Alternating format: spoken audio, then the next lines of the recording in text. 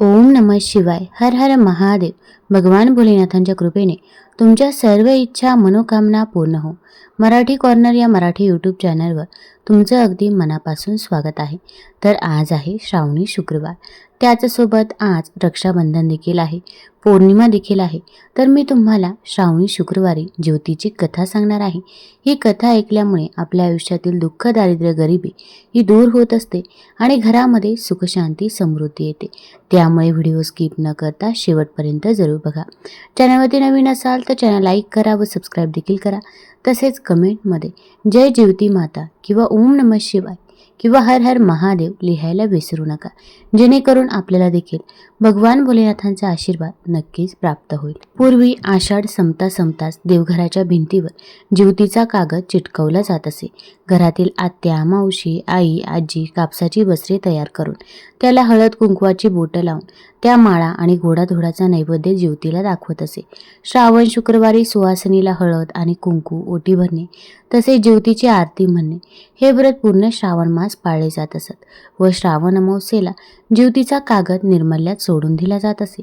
धार्मिक वातावरण असलेल्या प्रत्येक घरात हे चित्र दिसत असत. मात्र अलीकडे ज्योतीचे पूजन का करतात याची पुरेशी माहिती नसल्याने ती प्रथा टाळली जाते. मात्र 10 रुपयांचा ज्योतीचा कागद, कापसाची वस्त्र, गोड खोबऱ्याचा नैवेद्य याहून ज्योतीला अधिक काही लागत नाही. मात्र एवढे अल्पसेवेवर समाधान मानून ती भरभरून आशीर्वाद देऊन जाते. म्हणून तिचे व्रत ज्योतिपूजनाबद्दल सविस्तर माहिती मी आज तुम्हाला या व्हिडिओमधून देणार आहे. तसेच त्याची कथा देखील आपण बघणार आहोत. तर ज्योतीच्या फोटोची माहिती आपण सर्वप्रथम बघूया. प्रथम येतात तर ते भगवान नरसिंह. तर भगवान विष्णूंचा चौथा अवतार असलेले नरसिंह आपल्याला बाळभक्तासाठी प्रकट झाले ही कथा आपल्या सर्वांचीच परिचयाची आहे. बाळ प्रल्हादाचे हिरण्यकश्यपूपासून म्हणजेच दैत्यापासून रक्षण करणे याच मूळ उद्देशाने भगवंताने हा अवतार धारण केला होता. बालकांचा रक्षक आणि बालभक्तासाठी अवतार धारण केलेली देवता म्हणून भगवान नरसिंह या प्रतिमेत पूजले जातात. म्हणजेच घरात ओढवणाऱ्या आपत्तीपासून नरसिंह बाळाचा बचाव करतात. जसे की उंचावरून पडणे, अन्नातून कधी विषबाधा होणे, आगीपासून होणारी हानी इत्यादी. यानंतर येतात कालिया मर्दन करणारा श्रीकृष्ण. यातील नाग आणि गोपाळकृष्ण दोन्ही पण श्रावणातील आराध्य दैवत. मग नागप्रतिमा वेगळी आणि कृष्ण प्रतिमा वेगळी न देता कालिया मर्दन करणारा श्रीकृष्णच का, तर आपण जर कालिया मर्दन प्रसंगाचा विचार केला तर लक्षात येईल. या प्रसंगात कृष्ण आणि त्याचे मित्र खेळत असताना त्यांचा चेंडू यमुनेच्या डोहात गेला आणि कृष्णाने तो परत आणला. खेळणाऱ्या बागडणाऱ्या मुलांवर आलेला वाईट प्रसंग कृष्णाने दूर केला. तसेच कालियाला न मारता त्यालाही अभय देऊन दूर जाण्याचा आदेश दिला. नाग हा सरपटणाऱ्या प्राण्यांमध्ये मुख्य, पण सरपटणाऱ्या प्राण्यांपासून वाचवणारा तसेच महत्त्वाच्या प्राण्यांना अभय देणारा, खेळत बागडत असताना बालकावर आलेल्या वाईट प्रसंगातून वाचवणारा कृष्ण येथे कालिया मर्दन रूपात पूजला जातो. म्हणजेच काली मर्दन करणारा कृष्ण बाहेरच्या आपत्तीपासून रक्षण करतो, जसे की खेळताना येणाऱ्या आपत्ती, पाण्यापासूनचे संकट, सरपटणाऱ्या प्राण्यांचे भय इत्यादींपासून बचाव करतात. घरात आणि घराबाहेर बाळांवर येणाऱ्या संकटापासून हे दोन्ही देव बालकांचे रक्षण करतात. म्हणून ज्योती प्रतिमेत त्यांचे स्थान आहे. त्यानंतर आहे जरा आणि जिवंतिका. जिवंतिकेचा अर्थ होतो दीर्घायुष्य प्रदान करणारी आणि बालकाच्या दीर्घायुष्याची कामना करून या देवीची पूजा करतात. ही देवी पाळण्यात व आजूबाजूनी बालकांना खेळवत असल्याच्या रूपात दाखवतात. प्रतिमेत सगळ्यात शेवटी येतात तर ते म्हणजे बुध व बृहस्पती. बुध ग्रह हत्तीवर बसलेला असून हाती अंकुश धारण करतो, तर बृहस्पती म्हणजेच गुरु वाघावर बसलेला आणि हातात चाबूक घेतलेला दाखवतात. बुधाच्या प्रभावाने जातकाला अलौकिक बुद्धिमत्ता, आकर्षक व्यक्तिमत्व इत्यादी गुण प्राप्त होतात. तर बृहस्पतीच्या प्रभावाने शैक्षणिक प्रगती, आध्यात्मिक उन्नती, विवेकबुद्धी जागृत होते. बुधाचं वाहन हत्ती. हत्ती हे उन्मत्तेचं प्रतीक आहे. मानवी मनाला येणारी उन्मत्ता आपल्या बुद्धिमत्तेने व्यक्तित्वाचा अंकुश घालून आवर घालावा हे बुध प्रतिमेवरून लक्षात येतं. बृहस्पतीचं वाहन वाघ हे अहंकाराचं प्रतीक आहे. मानवी मनाला अहंकार लवकर चिकटतो. अहंकार मानवाच्या सर्व प्रकारच्या प्रगतीमध्ये व आध्यात्मिक साधनेतही बाधक ठरतो. त्यावर आपण ज्ञानाच्या गुरुकृपेच्या आशीर्वादाने ताबा मिळवावा हे बृहस्पती प्रतिमा आपल्याला शिकवते. म्हणूनच बुध, बृहस्पती यांना सुद्धा ज्योती प्रतिमेत स्थान मिळालं. एकूणच क्रम लक्षात घेतला तर प्रथम रक्षक देवता, नंतर जन्मलेल्या बालकाचे रक्षण व दीर्घायुष्य देणारी देवता आणि नंतर व्यक्तिमत्व प्रभावित करणारे ग्रह देवता असा हा ज्योती प्रतिमेचा क्रम. एका मातृशक्तीने दुसऱ्या रक्षक व पालक शक्तीचे केलेले पूजन म्हणजे ज्योती पूजन. जगातील सर्व प्राणी मात्रांच्या उज्ज्वल भविष्याचे रक्षणाची प्रार्थना म्हणजे ज्योती पूजन. तुम्ही देखील ज्योतीचे पूजन करा. गंध, पुष्प, धूप, दीप, दूध, साखरेचा नैवेद्य देखील दाखवा. तसेच घरातील मुलाबाळांना नमस्कार करायला सांगा. त्यांना दूध साखरेचं तीर्थ द्या व श्रावण संपल्यावर याचे विसर्जन करा.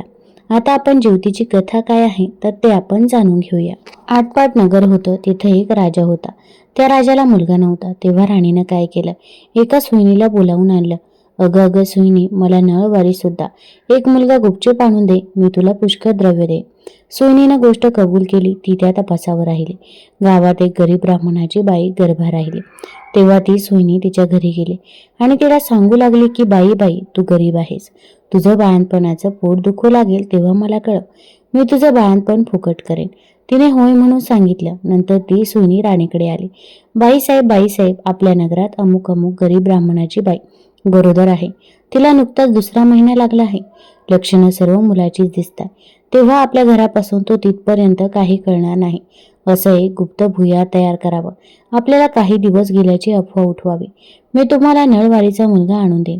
असं ऐकल्याबरोबर राणीला मोठा आनंद झाला आणि जसजसे दिवस होत गेले त्याप्रमाणे डोहाळ्याचं डंब केलं. पोट मोठं दिसण्याकरता त्याच्यावरती लुगड्याच्या घड्या बांधल्या. तसेच 9 मास भरताच बाळंतपणाची तयारी केली. इकडे ब्राह्मणबाईचं पोट दुखू लागलं. सुईणीला बोलावं आलं. त्याबरोबर तुम्ही पुढे व्हा, मी येते म्हणून सांगितलं. धावत धावत राणीकडे आली. पोट दुखण्याचं ढोंग करायला सांगितलं. नंतर ब्राह्मणाच्या घरी आली. बाई, तुझी आहे पहिली खेप. डोळे बांधलेस तर भिणार नाही आणि नाही बांधलेस तर भय वाटेल असं सांगून तिचे डोळे बांधले. ती बाळंत झाली. मुलगा झाला. सुईणीने एका दासीकडून भुयाराच्या वाटेने मुलगा राणीकडे पाठवला व तिने एक वरवंटा घेऊन त्यास एक कुचा बांधला आणि तिच्या पुढे ठेवला. मग बाईचे डोळे सोडले. तुला वरवंटा झाला असं सांगू लागले. तिने नशिबाला बोल लावले. मनामध्ये दुःखी झाली. सुईणी निघून राजवाड्यात गेली. राणीसाहेब बाळंतीण झाल्याची बातमी पसरली. मुलाचं गोड कौतुक होऊ लागले. इकडे ब्राह्मणबाईने नियम धरला. श्रावण मासी दर शुक्रवारी ज्योतीची पूजा करावी आणि नमस्कार करून म्हणावं, जय ज्योती आई माते, जिथं माझं बाळ असेल तिथं खुशाल असो. जय ज्योती आई माते, जिथं माझं बाळ असेल तिथं खुशाल असो असं म्हणून तिने तांदूळ उडवावे. ते या मुलाच्या डोक्यावर पडावे. हिरवं लुगडं नेसणं, हिरव्या बांगड्या लेणं वर्ज्य, कारलीच्या मांडवा खालून जाणं वर्ज्य केलं. तांदळाचं धुणं उलाळणं बंद केलं. त्याप्रमाणे ते नेहमी वागू लागले. इकडे राजपुत्र मोठा झाला. एके दिवशी बाहेर फिरायला निघाला. त्या दिवशी ती न्हावून आपल्या अंगणात राळे राखत बसली होती. तेव्हा त्याची नजर तिच्यावर गेली. हा मोहित झाला व रात्री तिची भेट घ्यायची म्हणून त्या इच्छेने गेला. रात्री तिच्या घरी आला. दारात गाय वासरू बांधलं होतं. चालता चालता राजाचा पाय वासराच्या शेपटावर पडला. वासराला वाचा फुटली. ते आपल्या आईला म्हणालं, कोण्या पाप्यानं माझ्या शेपटावर पाय दिला? तेव्हा ती म्हणाली, जो आपल्या आईकडे जाण्यास भीत नाही तो तुझ्या शेपटावर पाय द्यायला भिईल काय?